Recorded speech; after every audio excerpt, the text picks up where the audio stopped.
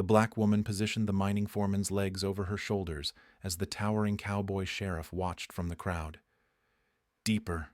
I need to go deeper," she declared, examining the mangled wound while hostile whispers circulated about her unnatural healing methods. The townspeople viewed her as a dangerous curiosity, useful when death knocked, but ultimately destined for exile or worse. The sheriff, a former deserter hiding his own shameful illiteracy, found himself inexplicably drawn to her quiet confidence and mysterious knowledge that surpassed their established doctor's abilities. But someone from her past had followed her to this frontier town, determined to destroy what remained of her medical career. Their secret conspiracy threatened not just her survival, but the sheriff's newfound hope for redemption through learning. Would their unlikely alliance survive the revelation of who she really was, or would the truth destroy them both? Before we continue, comment where you are tuning in from. Perhaps we will publish a story there. The dust had barely settled from the mine shaft collapse when Belle Freeman found herself kneeling in Millfield Creek's main street. The injured foreman lay unconscious before her, his leg twisted at an unnatural angle. Blood seeped through torn fabric while townspeople formed a wary circle around the scene. Dr. Harrison pushed through the crowd, his black medical bag clutched tightly. He knelt beside the man and shook his head grimly. The bone had snapped clean through. Infection would likely set in within hours. "He'll lose the leg," Harrison announced to the gathered faces. "Might lose his life." Belle stepped forward from the crowd's edge. Whispers followed her movement like shadows. She had arrived in town 3 weeks ago with nothing but a worn traveling bag and an unsettling knowledge of healing that made people uncomfortable. "May I examine him?" Belle's voice carried clearly across the street. Harrison looked up with barely concealed irritation. "This requires proper medical training, not folk remedies." Belle ignored his dismissal and moved closer. She carefully positioned the injured man's legs over her shoulders, angling for better access to the wound. Her fingers traced the injury with practiced precision. "Deeper. I need to go deeper," she said, referring to her examination of the damaged tissue beneath the surface. The crowd murmured uneasily. Mrs. Henderson crossed herself and stepped back. Old Pete spat into the dirt and muttered something about unnatural practices. Sheriff Iron McCoy watched from his position near the general store. The tall man shifted his weight, hand resting unconsciously on his gun belt. He had been ordered to keep an eye on the mysterious healer ever since her arrival. Belle worked with steady hands, cleaning the wound with techniques that seemed oddly methodical for someone supposedly trained in backwoods medicine. She wrapped the leg with strips torn from her own skirt, creating a splint that held the bone in perfect alignment.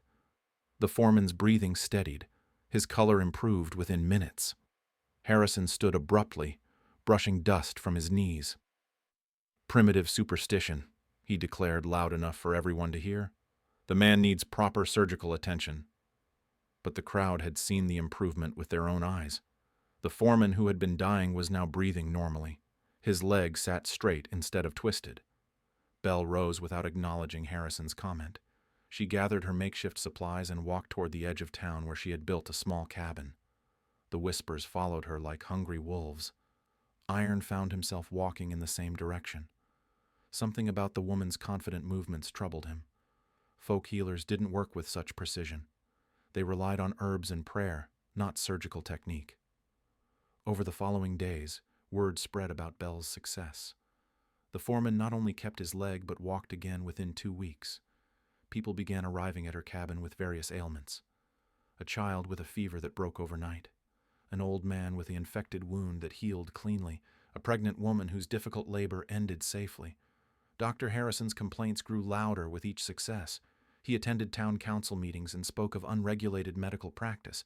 He documented every case Belle treated, building what he called evidence of dangerous quackery. Iron received his orders after one such meeting. Monitor the healer closely, document her methods, prepare a case for removal if necessary. The sheriff struggled with these instructions. He had watched Belle work and seen results that surpassed anything Dr. Harrison achieved. But orders were orders, and his position depended on following them. Belle seemed aware of the growing scrutiny. She kept to herself, speaking only when necessary. She lived simply in her cabin, accepting payment in food or small goods, rather than demanding cash like the town doctor. Iron noticed something else during his surveillance. Bell carried books, worn volumes that she handled carefully. Sometimes he glimpsed her reading by lamplight through her cabin window. The pages looked like medical texts, though he couldn't be certain. His own relationship with written words remained complicated. Iron had learned to recognize wanted posters and basic signs, but longer documents posed problems. He relied on his deputy to read official correspondence aloud, always claiming his eyes were tired or the light was poor. The pretense grew more difficult as territorial authorities began sending longer reports. Questions about unusual medical activity in Millfield Creek, inquiries about unlicensed practitioners. Iron found himself inventing excuses to avoid reading documents in public. Anonymous threats began appearing around town, notes warning Bell to leave before something unfortunate happened. Iron investigated but found no clear suspects. The handwriting looked educated, ruling out most of the miners and ranch hands. Dr. Harrison's documentation efforts intensified. He began following Bell to her appointments, questioning her methods publicly. He demanded explanations for techniques he claimed to have never seen before. Bell endured the harassment with quiet dignity. She continued treating patients who sought her help while avoiding direct confrontation with the established doctor. The tension reached a breaking point when Silas Blackwood, owner of the largest mine in the territory, scheduled a private meeting with Harrison. Iron watched the two men enter the doctor's office late one evening. They spoke in hushed tones for over an hour. The next morning brought news that would change everything. A major explosion had occurred at Blackwood's main shaft. Dozens of miners were trapped. The injuries would be severe, and Dr. Harrison would need all the help he could get. Iron rode hard toward Bell's cabin as smoke billowed from the mining district. The real test was about to begin, and something told him that Belle Freeman was far more than she appeared to be. The explosion at Blackwood's mine shattered the morning calm like thunder. Smoke poured from the main shaft while screams echoed across the valley. Iron rode toward Bell's cabin as fast as his horse could carry him. He found her already preparing supplies, having heard the distant blast. Her medical bag sat packed beside several clean blankets and bottles of what looked like sterilized water. "Dr. Harrison will need help," Iron said breathlessly. Bell nodded and climbed onto the spare horse he had brought. They rode toward the mining camp where chaos ruled the scene. Injured men lay scattered across the ground near the shaft entrance. Some clutched broken limbs while others struggled to breathe through smoke-damaged lungs. The more seriously wounded had been carried to a makeshift medical station outside the mine office. Dr. Harrison moved between patients with obvious panic in his movements. His hands shook as he attempted to assess the severity of each case. 3 men appeared to be dying, and several others faced permanent disability without immediate intervention. Bell dismounted and approached the medical area. Harrison looked up with desperate relief that quickly turned to suspicion. "I suppose you think your folk remedies can help here," he said sharply. "I can assist with the wounded," Bell replied calmly. Iron watched Harrison's internal struggle. Pride fought against necessity as he surveyed the overwhelming number of casualties. Finally, desperation won. "Fine. Handle the minor injuries while I work on the serious cases." Bell moved toward a man with severe burns on his arms and chest. Harrison had classified the case as minor, but Bell's examination revealed dangerous signs of respiratory distress. The miner had inhaled superheated air along with coal dust. She positioned him carefully to open his airways, then began a treatment that looked nothing like folk medicine.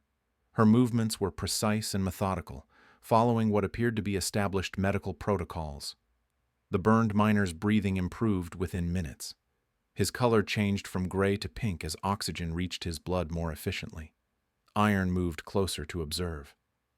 Bell's technique resembled surgery more than traditional healing. She worked with instruments that seemed far too sophisticated for a traveling healer to possess. A young miner approached with a compound fracture of his forearm. Bone protruded through torn skin while blood flowed steadily from the wound. Harrison had been too overwhelmed to treat the injury properly. Bell examined the fracture with careful attention to detail.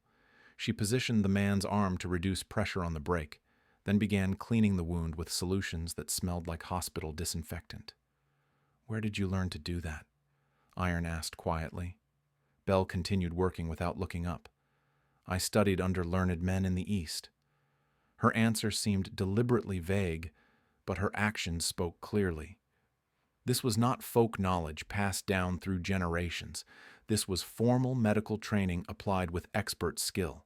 The compound fracture required delicate manipulation to align the bone properly. Belle worked with steady hands, showing no hesitation despite the complexity of the procedure. She set the break perfectly and wrapped it with materials that would prevent infection. Iron had seen battlefield surgeons during the war. Belle's technique surpassed most of them. Dr. Harrison struggled with a chest injury across the medical area. The patient was losing consciousness while Harrison fumbled with his instruments. Belle glanced over and moved to assist, without being asked. "The lung has collapsed," she said after a brief examination. Harrison stared at her in confusion. "How can you possibly know that?" Belle ignored his question and began a procedure that looked like something from a sophisticated medical facility. She worked with tools from her own bag, instruments that gleamed like precision surgical equipment. The collapsed lung reinflated under her careful treatment. The patient's breathing stabilized as color returned to his face. Harrison watched in stunned silence. 3 more serious cases required Belle's intervention over the following hours. Each time she demonstrated knowledge that went far beyond anything a folk healer could possess. She understood anatomy, surgical procedures, and medical theory at a level that impressed even Iron's untrained eye. By evening, every injured miner had been successfully treated. Several men who might have died were sitting up and talking. Others who faced permanent disability would recover completely. Dr. Harrison attempted to take credit for the successful treatments when mine supervisors arrived to assess the situation. He described Belle's contributions as simple assistance, while claiming responsibility for all major medical decisions. Belle said nothing to contradict his claims, but Iron had witnessed the truth. She had saved multiple lives using skills that required years of formal education to develop. After the supervisors departed, Iron approached Belle as she cleaned her instruments. The tools were clearly surgical quality, not folk medicine supplies. "Those don't look like anything a traveling healer would carry," he observed. Belle paused in her cleaning. For a moment, her careful composure seemed to waver. "I collect medical instruments," she said carefully. "They help me serve people better." Iron sensed there was much more to the story, but he didn't press the issue. Whatever Belle's background, she had proven her worth beyond question. Dr. Harrison packed his supplies with obvious frustration. The day had exposed his limitations while highlighting Belle's superior abilities. His resentment was plain to see. As they prepared to leave the mining camp, Iron noticed Belle carrying a worn book that had fallen from her bag. The cover bore the title, Advanced Surgical Procedures, and looked like a medical school textbook. Folk healers didn't study advanced surgery. They relied on herbs, prayer, and traditional remedies passed down through families. Belle Freeman was hiding something significant about her background, and Iron was beginning to suspect it would change everything about their small frontier town. 3 days after the mine disaster, Iron found himself standing outside Belle's cabin as sunset painted the sky orange. The events at the mining camp had left him with questions that demanded answers. He knocked on the wooden door, hat in hand. Belle opened it with cautious surprise. "Sheriff McCoy, is there trouble?" "I need to speak with you about what happened at the mine." Belle stepped aside to let him enter. Her cabin was sparse but organized. Medical supplies lined one wall while books sat stacked on a small table. Iron noticed the titles were all medical texts, far more advanced than anything a folk healer would need. "You saved lives that Dr. Harrison couldn't," Iron said directly. "That wasn't folk medicine." Belle moved to the window, looking out at the darkening landscape. Her silence stretched between them like a bridge neither wanted to cross first. Iron made his decision. "I have something to admit. I can't read properly." The confession hung in the air. Belle turned to face him with genuine surprise. "I learned enough letters to get by as sheriff, but official documents are difficult. I pretend to understand them, then have my deputy read them later." Belle's expression softened. Why are you telling me this? Because I think we both have secrets. Mine makes me feel like a fraud every day. Belle studied his face for a long moment. Iron saw her internal struggle, the same battle between truth and safety that he faced daily. If I tell you something, you could lose your position as sheriff, she said quietly. If I don't learn the truth, I might lose it anyway.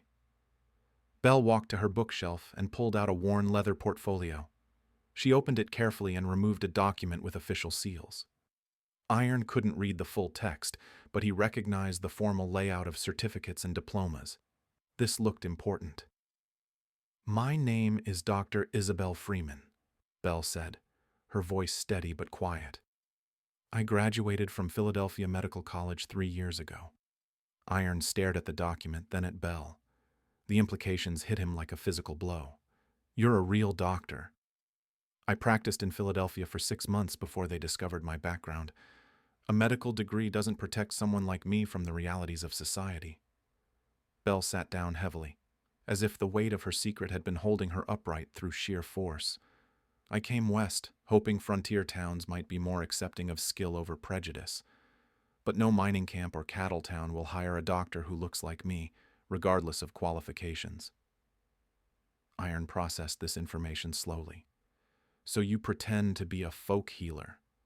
It lets me practice medicine while avoiding the controversy that would arise from claiming my real credentials. Belle showed him more documents from her portfolio.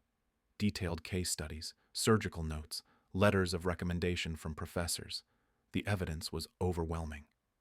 You're probably the most qualified doctor in the territory, Iron said, and I have to hide it to survive.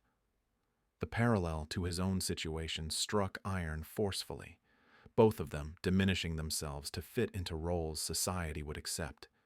I could teach you to read, Belle offered. Properly, not just enough to get by. Iron looked at the medical books surrounding them. And maybe you could teach me enough to understand what you really do. Belle smiled for the first time since he had known her. We could help each other. Over the following weeks, they met in the evenings at Belle's cabin. She used her medical texts to teach Iron letters and words, while explaining the science behind her treatments. Iron discovered that Belle's knowledge extended far beyond what he had witnessed. She understood anatomy, chemistry, surgical procedures, and diagnostic techniques that put Dr. Harrison's abilities to shame. Why Philadelphia? Iron asked one evening as they worked through a chapter on wound treatment. Belle's expression grew distant. They had a program that accepted students based on ability rather than background. It was the only chance I had. What happened when they found out? Someone reported my true identity to the board. They said my presence violated the moral standards of the institution. Iron could hear the pain in her voice despite her matter-of-fact delivery. Who reported you? A professor who had been helping me navigate the program. I thought he was an ally. Belle's hands clenched slightly as she spoke. The betrayal had cut deep. He claimed later that he was protecting the school's reputation, said my success would bring unwanted attention. Iron understood betrayal intimately. His own past was filled with broken trust and abandoned loyalties. You came here to start over. I came here to practice medicine in peace, even if I had to pretend to be something lesser. Their study sessions continued through the autumn. Iron's reading improved dramatically while his understanding of Belle's true abilities deepened. She was not just a qualified doctor, but an exceptional one. Belle began trusting him with more details about her treatments. She explained diagnostic procedures, discussed complex cases, and shared the scientific reasoning behind her methods. Dr. Harrison doesn't know half of what you do, Iron observed after learning about advanced surgical techniques. Most frontier doctors rely on basic training and experience. Formal medical education is rare out here. Iron realized that Belle's presence in Millfield Creek represented an opportunity for unprecedented medical care, if only the truth could be revealed safely. But revealing Belle's credentials would bring scrutiny from territorial authorities. Questions about her background, her training, and her right to practice medicine would follow. As winter approached, Iron found himself torn between protecting Belle's secret and recognizing the injustice of her situation. She deserved to practice openly under her real qualifications. The decision about whether to reveal the truth would soon be taken out of their hands. Winter brought new challenges to Millfield Creek along with unexpected visitors. Dr. Harrison received a package from Philadelphia that made him smile for the first time in months. Inside were official documents and correspondence that would change everything. Bell noticed Harrison's improved mood during their encounters in town. He carried himself with renewed confidence, speaking louder about proper medical standards and the dangers of unregulated practice. Iron observed the change, too. Harrison had been defeated after the mine disaster, but now he moved with purpose. Something had shifted in the doctor's favor. The town council called a special meeting to address medical concerns in the community. Harrison had petitioned for official recognition of his authority and the establishment of regulations governing medical practice. "We need standards," Harrison declared to the assembled councilmen. "Anyone can claim healing abilities, but proper medicine requires proper training." Silas Blackwood supported Harrison's proposal enthusiastically. The mine owner had been quiet since the disaster, but now he spoke passionately about protecting the community from unqualified practitioners. Iron attended the meeting as sheriff, watching carefully as Harrison presented his case. The doctor seemed unusually well prepared, with specific examples and legal precedents that suggested extensive research. "I propose a public demonstration," Harrison announced. "Let the community witness the difference between proper medical training and folk remedies." The council agreed to the demonstration, scheduled for the following Saturday. Bell would be required to participate or face restrictions on her practice. Iron visited Bell that evening to warn her about the upcoming challenge. He found her reading by lamplight, studying advanced surgical procedures as she often did. "They're setting a trap," Iron said without preamble. Bell looked up from her book. "I suspected this was coming." Harrison seems confident about something, more confident than the situation warrants. Bell closed her book slowly. "He's planning something beyond a simple demonstration." Over the next few days, Iron investigated Harrison's recent activities. He discovered regular correspondence with Philadelphia and meetings with Silas Blackwood that lasted for hours. The sheriff's improved reading skills, thanks to Bell's teaching, allowed him to examine some of Harrison's official documents. What he found made his blood run cold. Harrison had been conducting a detailed investigation into Bell's background. Letters from Philadelphia contained information about her medical school experience and the circumstances of her departure. One letter, signed by a Dr. Jonathan Hartwell, provided specific details about Bell's time at the medical college. The writer seemed intimately familiar with her case. Iron read the correspondence carefully, his new literacy skills revealing the full scope of the conspiracy. Harrison wasn't just opposing Bell's practice locally. He was systematically destroying her ability to practice medicine anywhere. The most damaging letter revealed Harrison's true identity. He was Dr. Jonathan Hartwell, Bell's former professor who had orchestrated her expulsion from medical school. Iron sat in his office, staring at the evidence. Harrison had followed Bell across the country to finish what he started in Philadelphia. This wasn't about medical standards or community safety. This was personal revenge. Silas Blackwood's involvement made more sense now. The mine owner was Harrison's brother-in-law, providing financial support for the elaborate scheme to discredit Bell permanently. Iron confronted the depth of the conspiracy with growing anger.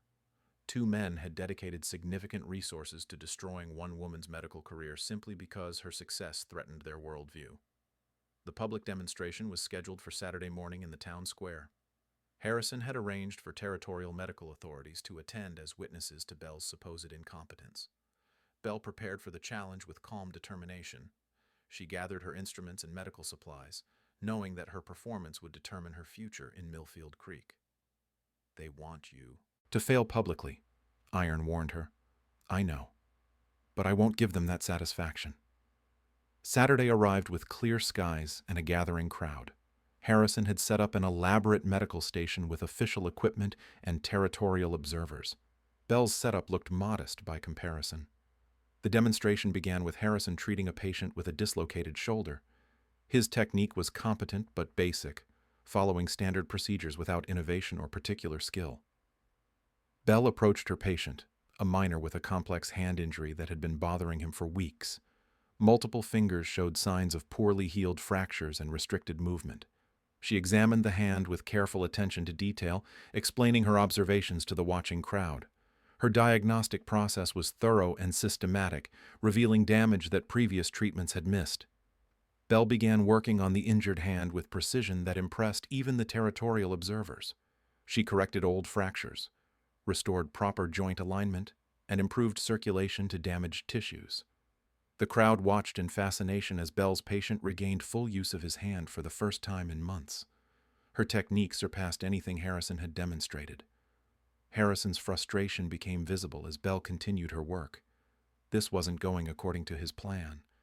He had expected her to fail under pressure, but instead she was showcasing abilities that exceeded his own. The territorial observers took detailed notes on Bell's methods. They seemed genuinely impressed by her skill level and the sophisticated nature of her treatments. As the demonstration concluded, Harrison made his move. He stood before the crowd and made a shocking announcement. "This woman is not who she claims to be. I have evidence that she's a fraud who was expelled from medical school for dishonest conduct." The accusation hung in the air like smoke from a gunshot. Bell stood frozen as Harrison produced his correspondence from Philadelphia. Iron realized the moment of truth had arrived. The conspiracy was finally revealing itself, but Bell's reputation hung in the balance. Harrison's accusation rippled through the crowd like wildfire. The territorial observers leaned forward with sudden interest, while townspeople whispered among themselves. Bell stood motionless as Harrison waved his Philadelphia correspondence triumphantly. "This woman was expelled from medical school for fraudulent behavior," Harrison declared. "She has no right to practice medicine anywhere in this territory." Bell's composure never wavered. She looked directly at Harrison with steady eyes. "You seem remarkably well informed about my background, Dr. Hartwell." The use of his real name stopped Harrison cold. His face went pale as he realized his cover had been blown. Iron stepped forward from the crowd, holding documents of his own. His months of learning to read had finally paid off in full. "Speaking of fraudulent behavior," Iron said loudly, "let's discuss Dr. Jonathan Hartwell's real reasons for being in Millfield Creek." Harrison backed away as Iron approached. The sheriff's newfound confidence in reading had given him powerful weapons. According to these letters, Dr. Hartwell orchestrated Bell's expulsion from medical school 3 years ago. He's been tracking her movements ever since. Iron held up the correspondence for the territorial observers to examine. His voice carried clearly across the town square. "This isn't about medical standards. This is personal revenge funded by Silas Blackwood, who happens to be Dr. Hartwell's brother-in-law." The crowd's mood shifted dramatically. What had seemed like legitimate medical oversight now appeared to be a calculated conspiracy. Bell seized the moment to speak her truth. She reached into her medical bag and removed her leather portfolio.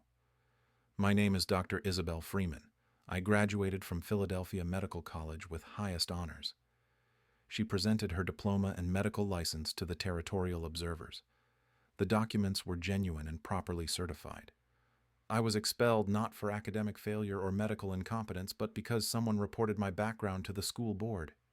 Bell's voice grew stronger as she continued. "That someone was my own professor, who claimed my presence violated the institution's moral standards."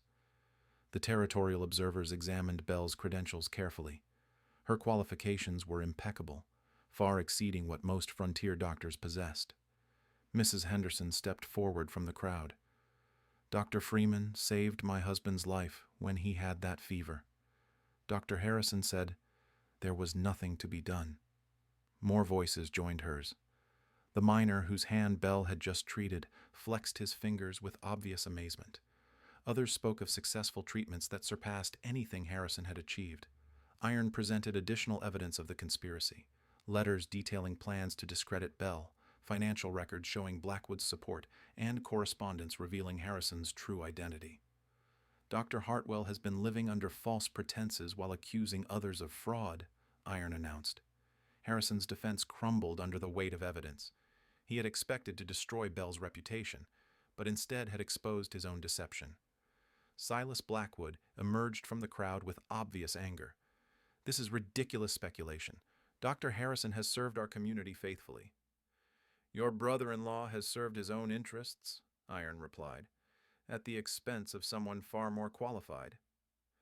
The territorial observers conferred among themselves while examining all the documentation. Bell's credentials were legitimate while Harrison's conspiracy was clearly established. Dr. Margaret Phillips, the lead territorial observer, addressed the crowd with authority. Dr. Isabel Freeman's medical license is valid, and her qualifications are exceptional. She has every right to practice medicine in this territory. The announcement sent shockwaves through the gathering. Bell was not just qualified, but officially recognized as superior to Harrison in training and ability. Dr. Hartwell's conduct represents a serious breach of medical ethics, Dr. Phillips continued. His license will be suspended pending a full investigation. Harrison's face contorted with rage and defeat. His elaborate plan had not only failed, but destroyed his own medical career. Furthermore, Dr. Phillips added, Mr. Blackwood's conspiracy to interfere with legitimate medical practice will be reported to territorial authorities. Blackwood began backing away from the scene as the legal implications became clear. His mining operations would face serious scrutiny. Bell stood taller as the truth emerged fully. For the first time since leaving Philadelphia, she could practice medicine under her real name and credentials. The crowd's attitude transformed completely. People who had whispered about her unnatural methods now looked at her with respect and gratitude. Iron felt profound satisfaction watching justice unfold. His months of learning to read had made this victory possible. Dr. Phillips approached Bell personally. The territory needs qualified physicians. Would you consider establishing a permanent practice here? Bell looked around at the faces surrounding her. These people had seen her work and judged her by results rather than prejudice. I would be honored to serve this community as Dr. Isabel Freeman. The formal announcement seemed to lift a weight from Bell's shoulders. She no longer needed to hide her abilities or diminish her qualifications. Iron stepped beside her as the crowd began to disperse. How does it feel to practice under your real name? Liberating, Bell replied. I forgot what it was like to be proud of my education. Harrison and Blackwood slipped away as legal consequences loomed over both men. Their conspiracy had backfired completely. The territorial observers departed with promises to expedite Bell's official recognition as Millfield Creek's primary physician. As afternoon settled over the town square, Bell began planning her legitimate medical practice. The hiding was over, and her real work could finally begin. Iron realized that learning to read had changed both their lives in ways he never could have imagined. 6 months later, the brass nameplate outside Bell's new clinic gleamed in the morning sun. Dr. Isabel Freeman, physician and surgeon, announced her presence to anyone passing down Main Street. The small building that had once housed a failed general store now served as the territory's most advanced medical facility. Bell examined her appointment book as patients filled the waiting area. Word of her skills had spread beyond Millfield Creek, drawing people from settlements 3 days' ride away. Miners, ranchers, and families all sought treatment from the doctor who had proven herself through competence rather than connections. Mrs. Henderson assisted with patient preparation, having become Bell's first trained medical aide. The older woman had insisted on learning proper procedures after witnessing Bell's life-saving work. Dr. Freeman. The Territorial Medical Board sent another letter, Mrs. Henderson announced, holding an official envelope. Bell opened the correspondence and smiled. The board was requesting her input on establishing medical training standards for frontier physicians. Her expertise was being sought at the highest levels. Iron entered the clinic during his afternoon rounds, carrying documents that required Bell's signature. His reading had progressed far beyond basic literacy, and he now handled all official correspondence with confidence. The mining safety inspector wants your recommendations on emergency medical protocols, Iron said, presenting the papers. Bell reviewed the request carefully.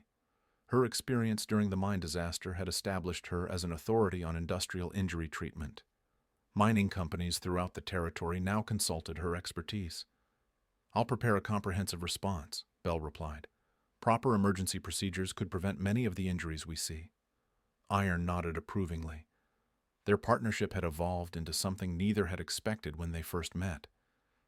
Mutual respect had grown into genuine friendship, built on shared struggles and victories. The afternoon brought news that Harrison's medical license had been permanently revoked. Dr. Phillips arrived personally to deliver the Territorial Board's final decision. Dr. Hartwell's conspiracy violated every principle of medical ethics, Dr. Phillips explained. He's been barred from practicing medicine anywhere in the United States. Bell felt no satisfaction in Harrison's downfall, only relief that his persecution had finally ended. Justice had been served through proper legal channels rather than personal revenge. Silas Blackwood faced federal charges for conspiracy and mining safety violations. His operations had been shut down pending investigation, and several miners had filed lawsuits over unsafe working conditions.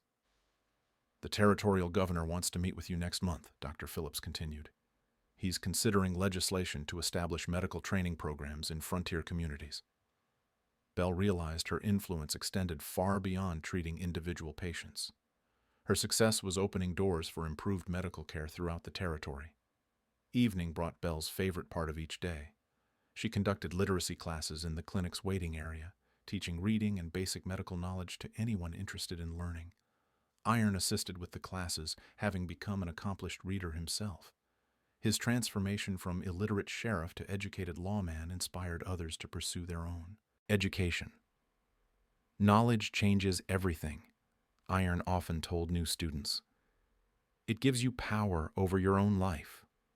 Among the regular students was Sarah Chen, a young woman who showed exceptional aptitude for medical concepts. Bell had begun training her in advanced procedures, recognizing potential for another qualified practitioner. The literacy program had expanded beyond medical knowledge to include general education. Bell taught mathematics, science, and practical skills that improved daily life for working families. Education is medicine for ignorance, Bell explained to her students. Both require patience and persistence to achieve lasting results. The town council formally recognized Bell's contributions with a ceremony honoring her service to the community. Mayor Thompson presented her with a key to the city and a resolution praising her medical excellence. Dr. Freeman has proven that competence and character matter more than background or appearance, the mayor declared to the assembled crowd. Bell accepted the honors with genuine humility. Her goal had never been recognition, but simply the opportunity to practice medicine freely. Iron received his own recognition for exposing the conspiracy against Bell. The territorial government commended his investigative work and promoted him to regional sheriff. Your literacy skills made this victory possible, Bell reminded him during the celebration. Your teaching made my literacy possible, Iron replied. We accomplished this together. As autumn arrived in Millfield Creek, Bell reflected on the dramatic changes in her life. She no longer hid her qualifications or diminished her abilities for others' comfort. Her patient roster included people from every level of society. Wealthy mine owners sought her expertise alongside poor laborers. Her skill had transcended social barriers that once seemed insurmountable. The medical clinic had become a symbol of progress for the entire territory. Visitors often commented on the advanced care available in what had seemed like a backwater mining town. Bell's influence extended beyond medicine into social change. Her success challenged assumptions about who could hold positions of authority and expertise. Young women throughout the territory began pursuing education with renewed determination. Bell's example proved that barriers could be overcome through persistence and competence. Iron's literacy program for adults had grown into a permanent institution. The territorial government provided funding for books and supplies after seeing the positive results. Ignorance breeds fear and hatred, Iron often said. Education creates understanding and respect. Bell stood on her clinic's front porch as sunset painted the mountains gold and crimson. 6 months ago, she had lived in hiding, pretending to be less than she was. Now she practiced openly as Dr. Isabel Freeman, respected member of the community and recognized expert in frontier medicine. The journey from concealment to acceptance had required courage, allies, and the willingness to risk everything for truth. But the outcome had exceeded her wildest hopes. Millfield Creek had become the place where Dr. Isabel Freeman could finally be herself completely, using all her skills and knowledge to serve others without apology or pretense.